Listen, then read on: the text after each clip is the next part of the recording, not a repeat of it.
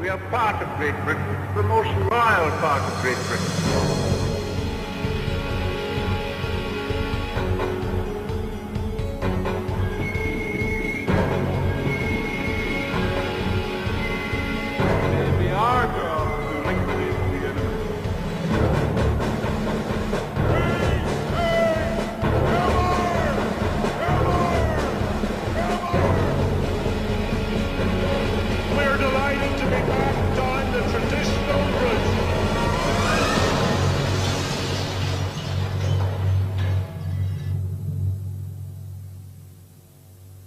How did you shoot him?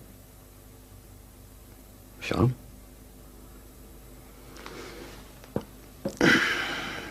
Did you think about it before you pulled the trigger? Mm. Any hesitation in pulling the trigger? Mm.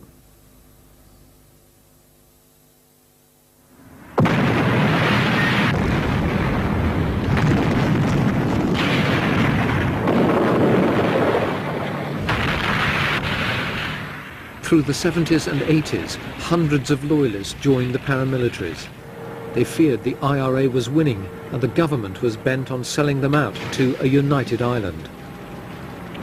Anywhere else, young men like Billy Giles, from a law-abiding family, might never have done what they did.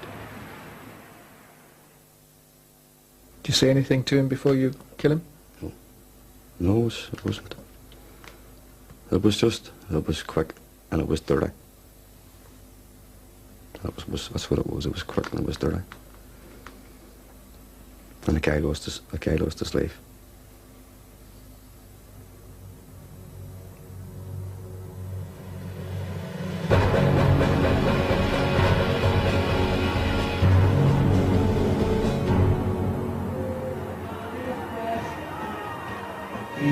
Stands for Ulster, the people volunteer.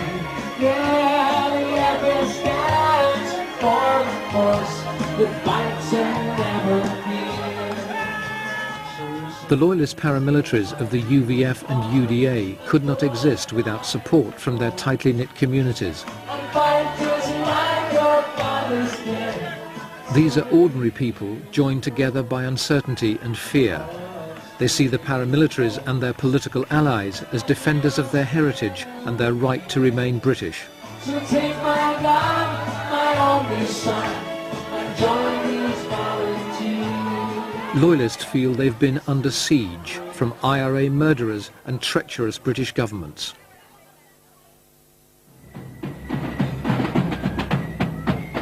For more than 30 years, Ian Paisley has given loud voice to Loyalist fears, as no other can.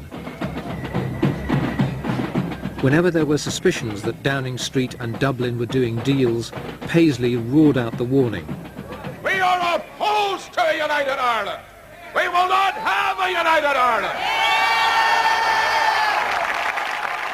Northern Ireland's Prime Minister, Brian Faulkner, had just signed an agreement with the Irish Republic. I say to the Dublin government, Mr. Faulkner says it's hands across the border to Dublin. I say if they don't behave themselves in the south, it will be shots across the border.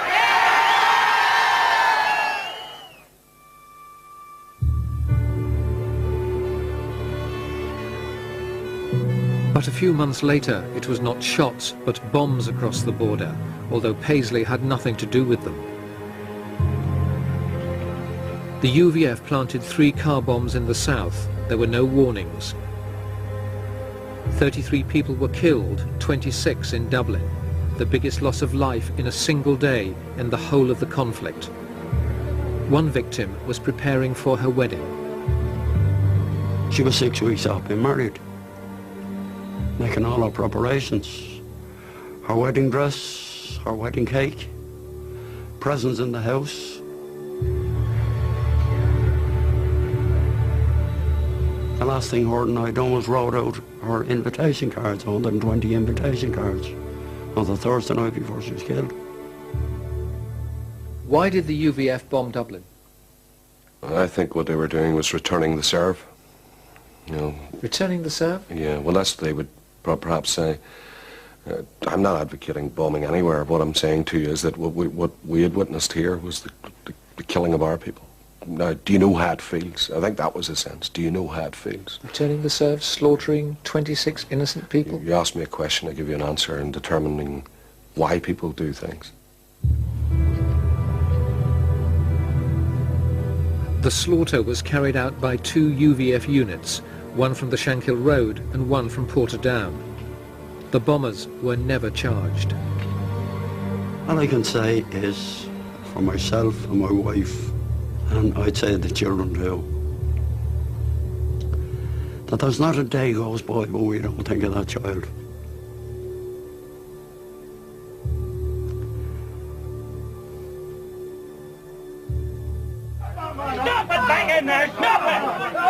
I was in Belfast around this time and watched chaos erupt outside the Stormont Parliament. Loyalists had disrupted the assembly that was part of a new political initiative agreed by the British and Irish governments at Sunningdale.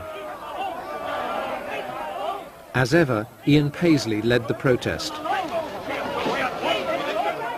To Loyalists, the new structures were a sellout, a political link with the South, and a government in which Catholics and Protestants shared power.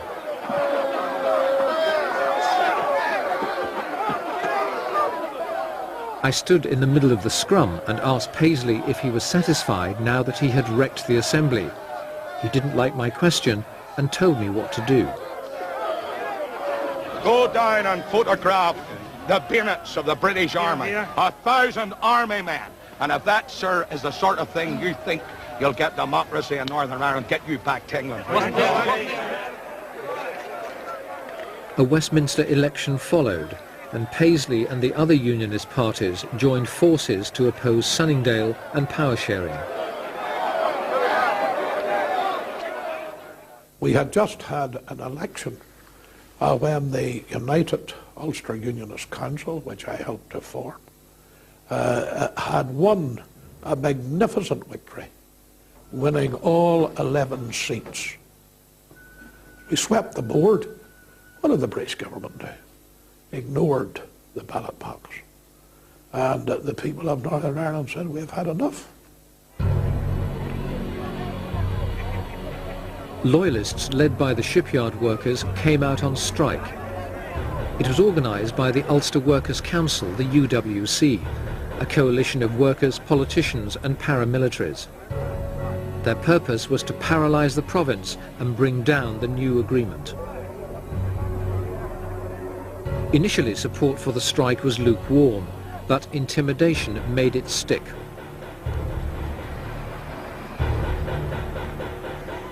We decided we were going to have to put up barricades, and we couldn't be seen to be provoking the security forces. But at the same time, we had to get the message through to our own people. So there was psychological intimidation in those first 2 or 3 days. Most of the members of the Ulster Defence Association decided to follow the plan of not going to work. That meant that they deterred, stopped, intimidated people from going to work? They advised people and they asked people to support the strike. They'd done everything possible. You can call it intimidation, you can call it what you want, but it still goes back to the most important thing. Nobody was hurt. And it worked? And it worked. Within days, Loyalist support became nigh universal as politicians and paramilitaries marched side by side. Ian Paisley and Glenn Barr, Bill Craig and Andy Tirry. The message on the street was clear. Loyalists of all persuasions were in revolt. Intimidation was no longer necessary. I don't believe that the strike succeeded because of intimidation. The strike succeeded because the people of Ulster were determined to overthrow the Sunningdale Agreement. The paramilitaries effectively ran the strike, with the politicians in step behind them. The UDA ensured that certain individuals knew their place and were kept in it. Andy Terry and Glenny Barr asked me to do security at the front door of the room. And when I asked, were they expecting anyone else, they said, Ian Paisley's coming, but he's too late. This meeting's starting at 10 a.m. So I ask again, what happens if Paisley comes? And they says, don't let him in. Keep him standing there. We broke for a cup of tea. I come back into the room with my tea, and Paisley was sitting in my chair. And I asked him to move. And he started to cry the fact that he wasn't going to come into the meeting, that two of these ruffians had stopped him outside. And I had suggested to him that he wasn't as big a man in the room as he might be outside, and would he please move? And he made an excuse that he had a bad back, and the chair that he was sitting in, which was my chair, was the most comfortable in the room. So we physically lifted him, chair and all, and moved him down the table. And he then got the message that he wasn't in charge of the strike, nor was he going to be allowed to be in charge of the strike. Troops tried to run the silent power stations, but found they couldn't on their own. They also tried to keep the filling stations open, but the strikers controlled the petrol. The army couldn't have coped with the situation that would develop. And the army were sensible enough to stand back.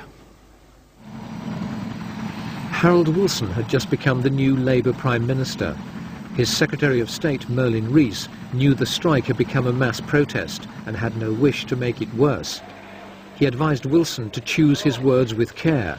Wilson ignored the advice.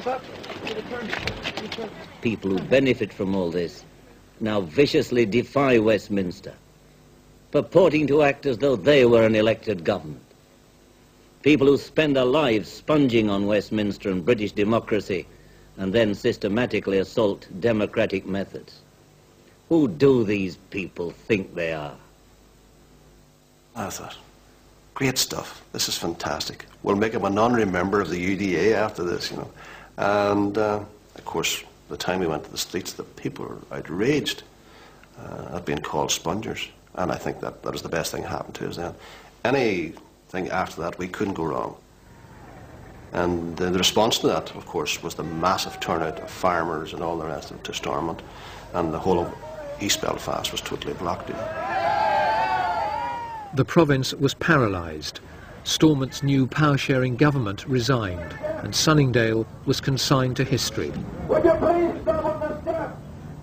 Loyalists had defied Westminster, and through a combination of sheer numbers, industrial muscle and paramilitary power, had effectively taken over the state. Wasn't it a coup d'etat? No. But you took over the running of the state. You defied the wishes of the elected representatives and the government at Westminster. Well, they had defied our wishes as the majority of the people. But you professed to be loyalists and loyal to the Crown and loyal to the government. Well, the government wasn't loyal to the Crown. The government compromised the Crown. The strikers had won.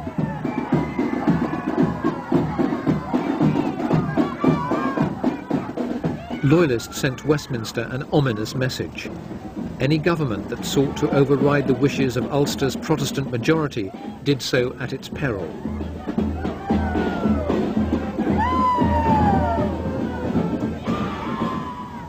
In the wake of the strike, violence on both sides escalated. The IRA believed victory was in sight. Loyalists were determined to show the IRA it couldn't win. They returned to killing Catholics.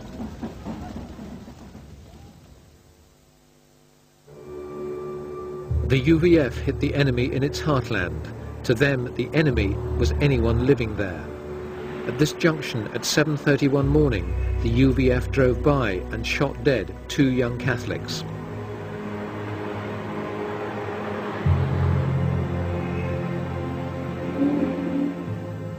The 2 young men who were killed were both innocent Catholics. They had nothing to do with the IRA. They were not Republicans. They were just 2 innocent Catholics walking along Divis Street. They were shot dead by you and your colleagues. Well, I mean, I suppose that some people could say that, but... well, not just say that. That's what happened. That was true, wasn't it? Well, I mean, yeah, well, I mean, you know, it was 25 years ago or Still whatever. happened. Yeah, that happened. Grieving families? Yeah. Loved ones lost? Well, I recognise all of that happened, and I recognise that it was part of the conflict. Billy Hutchinson was sentenced to life for the double murder. Today, he's a leading Loyalist politician committed to the peace process. Do you regret what you did? Do you regret your part in the murder of those 2 young men? No, I don't have any regrets for anything I've done. I believe that I was a part of a war, and that war had to be fought. And what we need to do is to build the future. And I certainly don't regret anything that I've done in the past. By the beginning of 1975, the IRA called a truce during secret talks with the British government. The MI6 officer Michael Oatley personally conducted the face-to-face meetings with the IRA. Rumours of a secret deal fueled Loyalist suspicions that a united Ireland was just around the corner.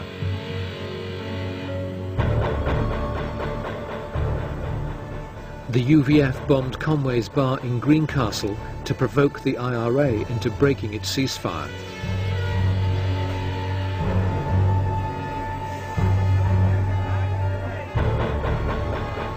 The UVF had bombed the bar a year earlier and killed 2 Catholics. This latest attack on Conway's was the 5th in 5 years. I had been told that it was an IRA meeting taking place. I had been told that there was a security IRA presence on the bar. Did you care if it wasn't a meeting of Republicans, if it was just a Catholic bar? I didn't particularly care. It was a Catholic target? Yeah. Sectarian target? Yeah. The bomb went off prematurely, killing one of the UVF bombers and a woman whose daughter was an IRA prisoner. What was the bomb? It was a gas cylinder. A gas cylinder. How big? Well, we were told that it would be equivalent to 50-pound explosive. What damage would that have done? I think it would have, had the bomb went off properly, I think it would have, I mean, in those terms, in those days, it was termed to turn it into a car park. Flattened it? Yeah. Basically, it was an operation that went wrong in the sense that whenever we'd got to the bar, the bomb had exploded and killed 2 people, and I had came round in the debris of the bar. Martin Snodden and Eddie Kinner were both given life sentences for murder. How did you react when you heard that a woman had been killed by your bomb? I was devastated, to be honest. As far as I was concerned, it was going out to attack and kill the IRA. It wasn't my intentions to kill any woman or any other civilian. As far as I was concerned, I was doing exactly what was being done to my community, on their community. Tit for tat? Yeah.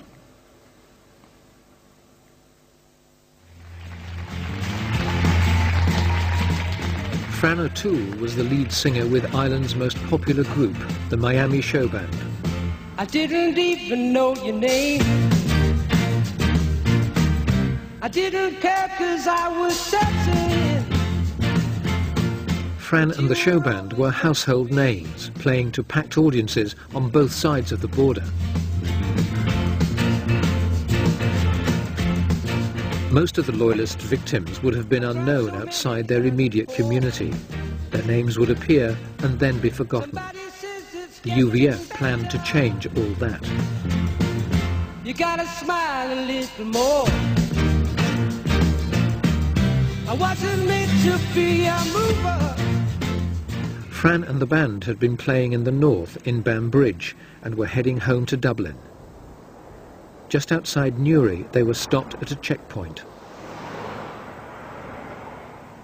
One of the band members was Stephen Travers.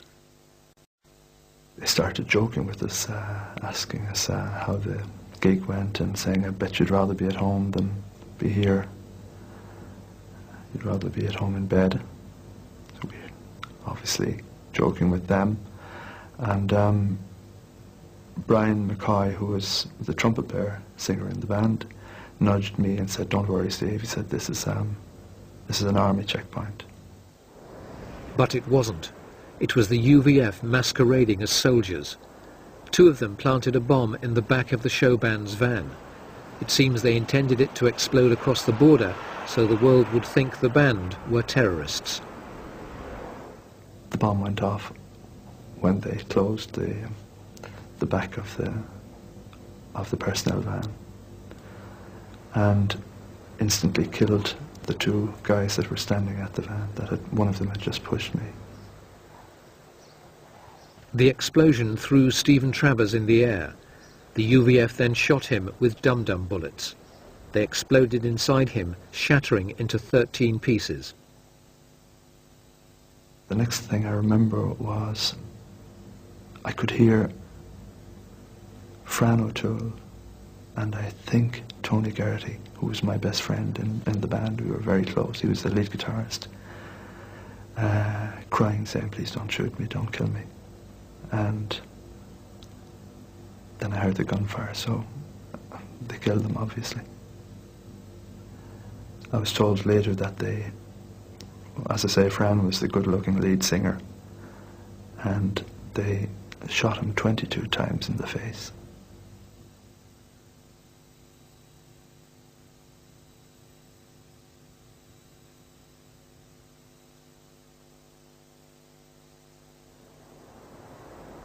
Two of the UVF men arrested for the massacre were soldiers of the Ulster Defence Regiment, part of the British Army.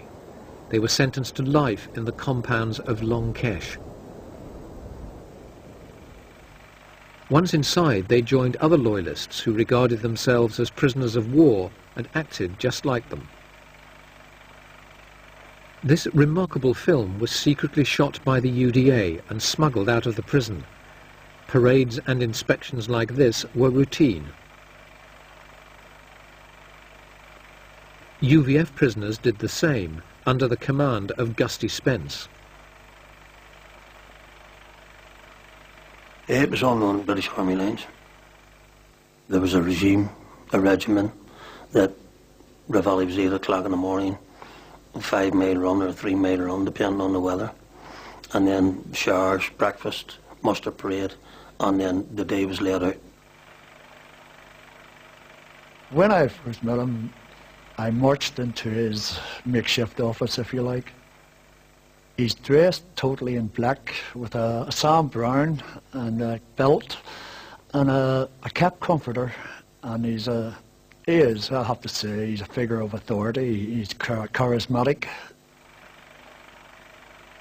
Spence knew that Loyalist prisoners had one fatal flaw.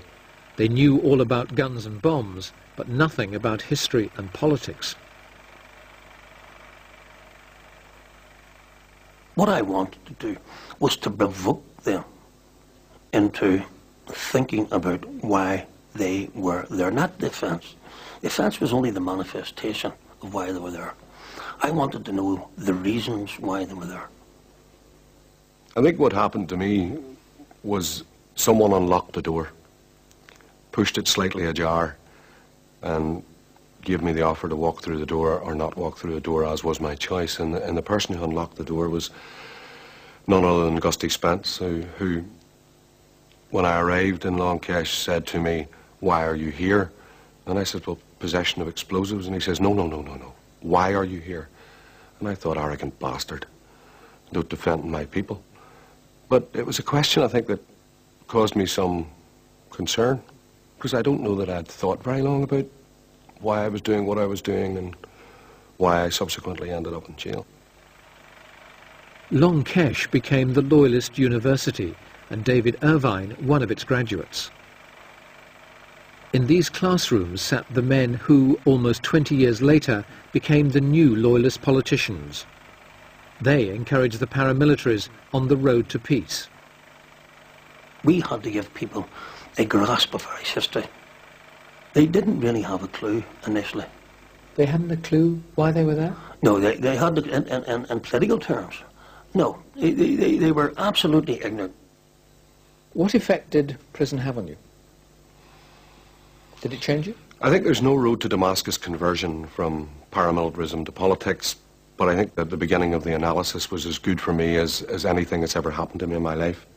I don't advocate prison, for reflection, but it's certainly the place to do it.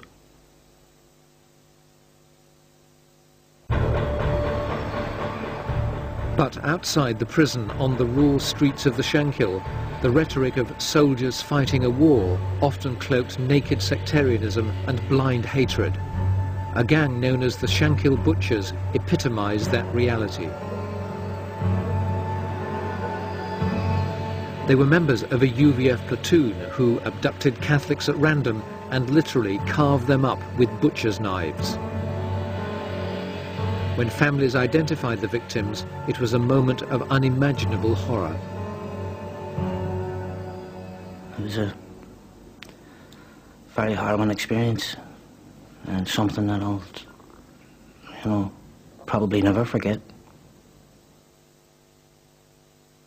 I looked at this sight that was before me, and the physical state of the body, the injuries,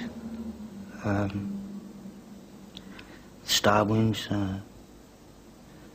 his head was caved in, his face was just striped with massive cuts that had been stitched.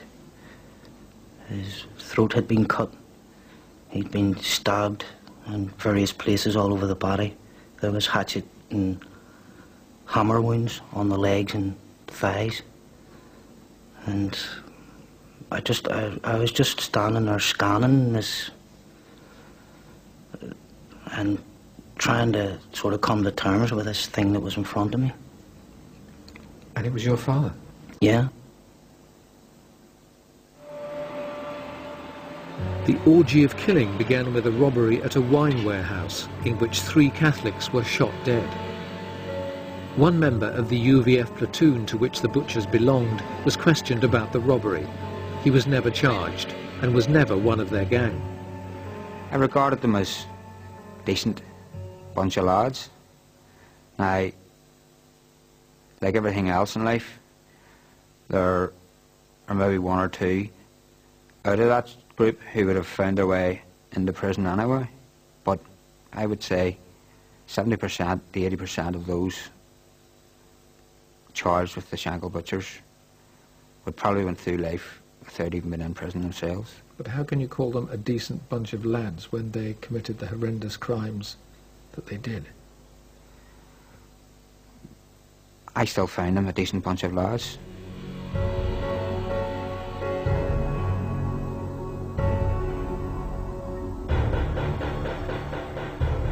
I knew them not as people who were monsters. I knew them as human beings.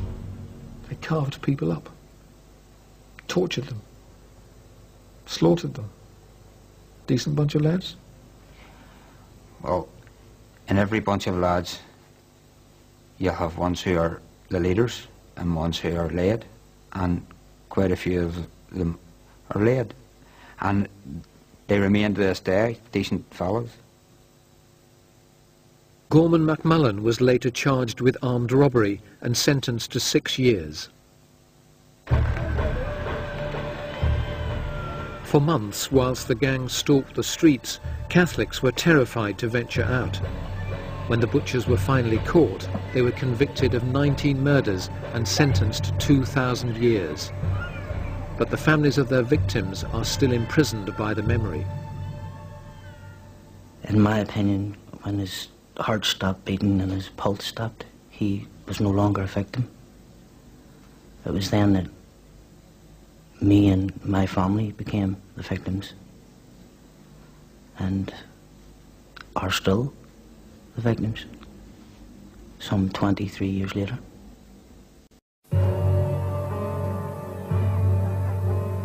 But whilst the law took its course and brought the Shankill Butchers to justice, others believed that was not enough.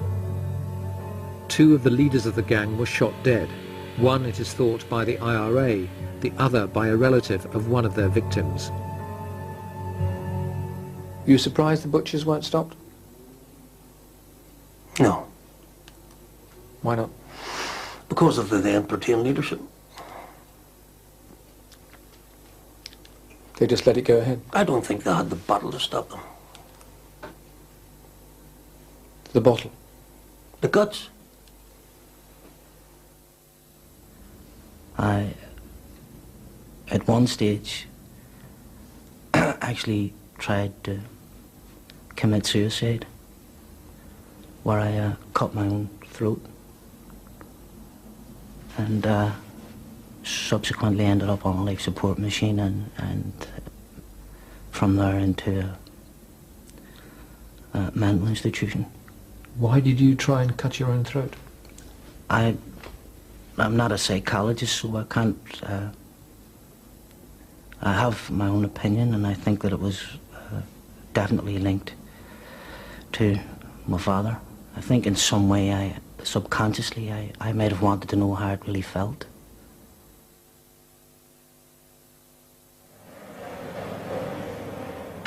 By the mid-70s, the British felt they'd tried every political initiative and all had failed. Given that there was no immediate prospect of progress, the Labour government of the day put politics on hold and made security the #1 priority. Suspects were arrested, interrogated by the police, and sentenced by special courts. The change of policy did produce results as the killings began to decline. For the first time, the government believed it had the terrorists on the run. But the IRA was determined to show that it was not finished, with 2 devastating attacks, both on the same day. In County Sligo, it killed the Queen's cousin Lord Mountbatten, blowing up his boat. 3 others died with him. I remember the day. I remember it well, because that night our unit of the Ulster Volunteer Force had a meeting, and that night we decided that we were going to retaliate. That same afternoon, the IRA killed 18 soldiers in 2 bomb attacks at Warren Point. Most of them were members of the Parachute Regiment. It was the Army's biggest single loss of life in the conflict. Loyalists were shocked at the audacity of these twin attacks on the Crown and its forces. The UVF was bent on retaliation. The target they selected was a Catholic man called John Patrick Hardy. The next day I went and I picked a motorbike up and a handgun, and we drove into a street called Easton Street where this man Hardy lived.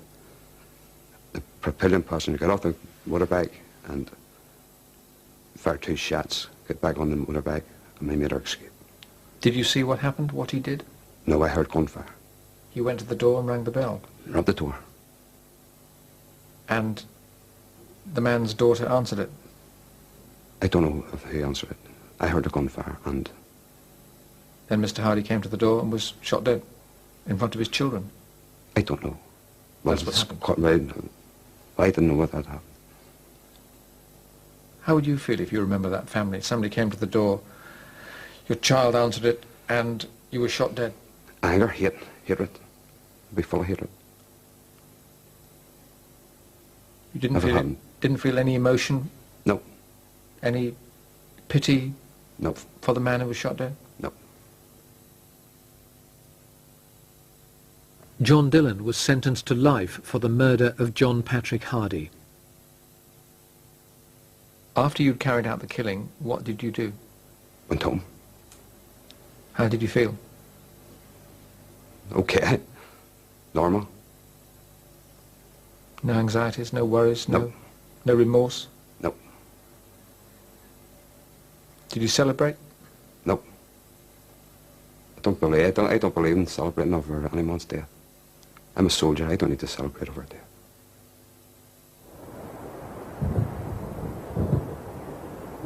Inside the Maze prison at the start of the 1980s, 10 Republicans starved themselves to death in the Great IRA hunger strike. They refused food, insisting they were prisoners of war and not common criminals.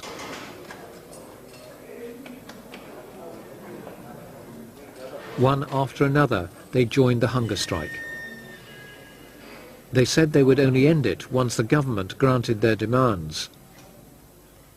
As IRA prisoners prepared to die, tension in the Loyalist community became unbearable. The hunger strike was a period when people again expected war. My whole mentality at that time would have been preparing for war. The turning point in the hunger strike was the death of Bobby Sands. Sands had just been elected as a Westminster MP.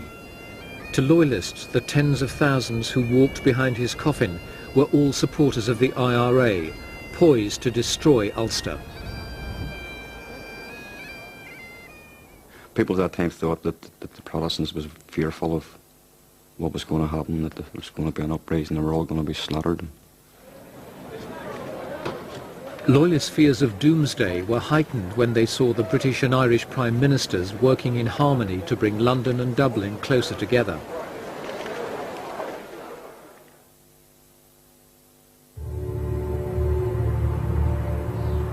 Billy Giles was from a Loyalist family in the shadow of the shipyard in East Belfast. His father and 3 brothers had all joined the British Army. Billy had originally joined the UVF, but drifted away. Fearing the growing strength of the IRA and the growing links with the South, he became involved in the UVF once again. He was now ready, in his eyes, to defend his community by taking reprisals for Republican violence. Who was the target? The target was a Catholic man. Guy the same age as myself.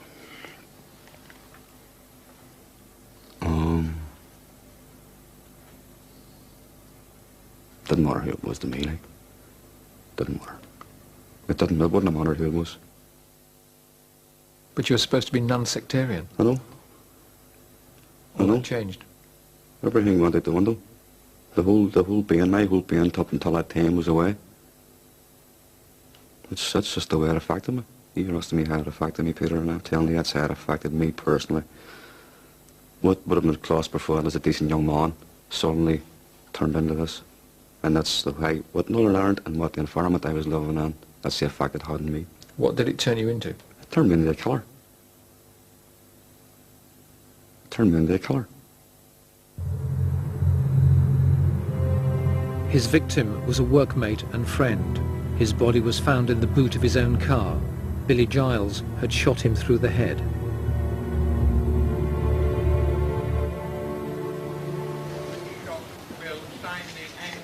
At Hillsborough Castle, Mrs. Thatcher further cemented the relationship between the two governments.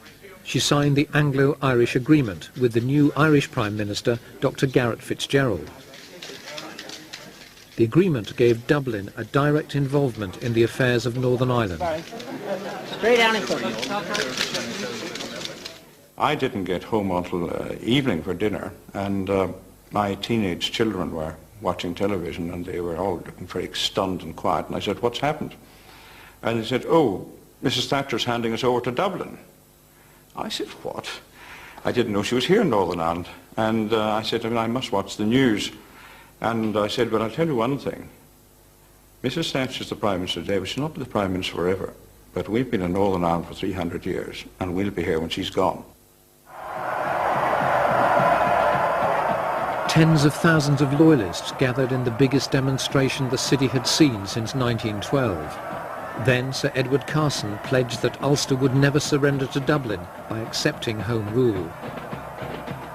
Loyalists saw Paisley as Carson's successor.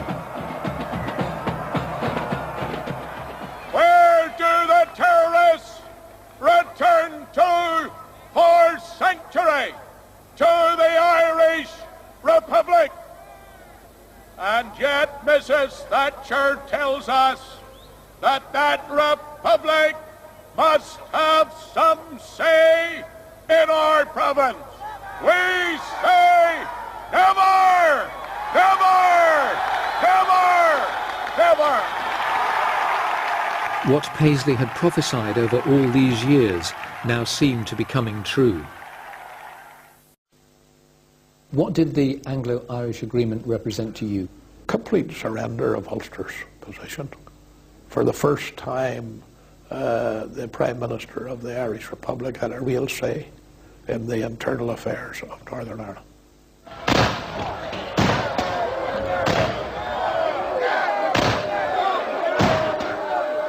Loyalist areas erupted. Hundreds now rushed to join the paramilitaries. They believed their leaders when they spoke of the sellout. What effect did it have on the UDA? Well, for a start, we gained hundreds of recruits. It was a complete betrayal as far as we could see. But the UDA did benefit from the point of view that hundreds of young people swelled the ranks. Loyalist youths attacked the police, believing that the RUC was upholding the agreement. The police held the line. Westminster was determined that this time Loyalist violence would not undermine the will of Parliament. But policemen were not only attacked on the streets, their homes were petrol-bombed and their families intimidated. Loyalists knew where to find them because most policemen lived in their midst. Why were you taking on the police and the army, well, when they both represent the crown that you purport to be loyal to? But we always have been loyal. We've always been loyal to the crown, and we do want to remain British. But we just don't like people trying to take it from us, no matter what guise they would put it under.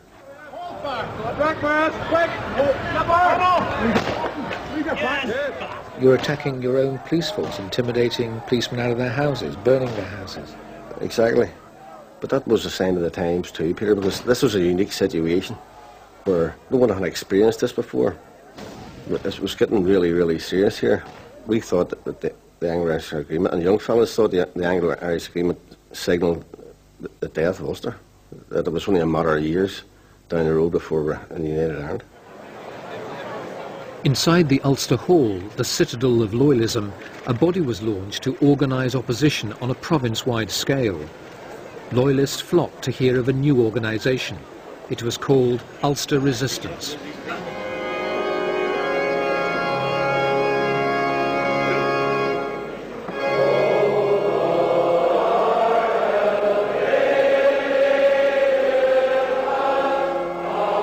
Ian Paisley gave the movement his blessing. I make a personal appeal to you as a political leader in this province. I intend to give this movement of Ulster Resistance my undivided support. I will give it whatever political cover it needs. Ulster Resistance was to be a citizens' army to defend the province against the IRA, but it was to have a more sinister side. It needed arms, and the UDA and the UVF were ready to help procure them. How was the money to buy the arms obtained? It was through racketeering, robberies, bank robberies. Jackie MacDonald was sentenced to 10 years for blackmail and threatening to kill. Nobody else is going to come along and say, there's X amount of pounds, I know you need a few AK-47s, or I know you need weapons to defend your country. Nobody is going to come along and say, there you are, there's a few pounds for you. To raise the money, the UDA robbed a bank in Portadown, getting away with over £300,000. The UVF had set it up. Ulster Resistance now had the money. The next step was to buy arms. Everything was in place. Channels had been opened, everything was in place to bring the weapons in. It just needed the final payment. And within a couple of months of that, the bank robbery being done, the stuff was delivered. The arms came from the Lebanon. Ulster Resistance organised the purchase, but roughly a third of the consignment was intercepted by the police. Their suspicions were aroused by the sight of two heavily laden Ford Granadas with their mud flaps on the ground and their noses in the air. The weapons had been split 3 ways. Most of the UDA's share was lost. Some of the UVF's weapons were also later recovered. It's thought that Ulster Resistance's share is still largely intact.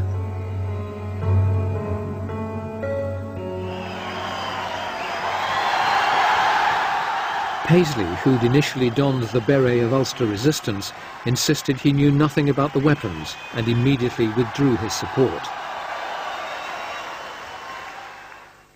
When you were involved with Ulster Resistance also became involved with the Loyalist paramilitary. And immediately that happened. With the UVF and the UDF? And immediately that happened, we dissociated ourselves. And they started completely procuring arms? Yes. Robbing a bank? Yes, well, we were dissociated from it at that time. But if you're setting up a resistance movement, presumably you have to buy arms to arm the resistors, haven't you? You shouldn't have been surprised they went out to buy arms. No, you read the pledge to Ulster Resistance. Read the pledge to it. And you'll find that the pledge was no different from what Lord Carson got his people to sign. But Lord Carson armed his troops. That is right. Ulster Resistance was in the business of arming its troops. You can't resist without arms. No. So you go and get arms. No, but we did not say... Then you disown them. No, we did not say that we were going to arm. They made it. They knew perfectly well that there would be no backing for that. Now fired by opposition to the Anglo-Irish agreement and equipped with a new arsenal of weapons, the Loyalist paramilitaries and their army of new recruits were ready to take the offensive. They wanted to kill Republicans. Got beyond the stage where they wanted to defend the area. They just wanted to go and attack Republicans or Republican areas.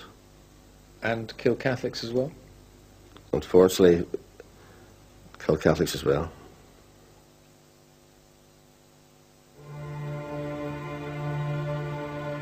For many Loyalists, killing Catholics was easy. They pulled the trigger and then went home. But not so Billy Giles. He could not live with what he had done. When it happened, it felt to me that somebody had reached down inside me and ripped me inside out. That's what it felt like. It felt as if somebody just put their hand down in through my head and just ripped inside of me.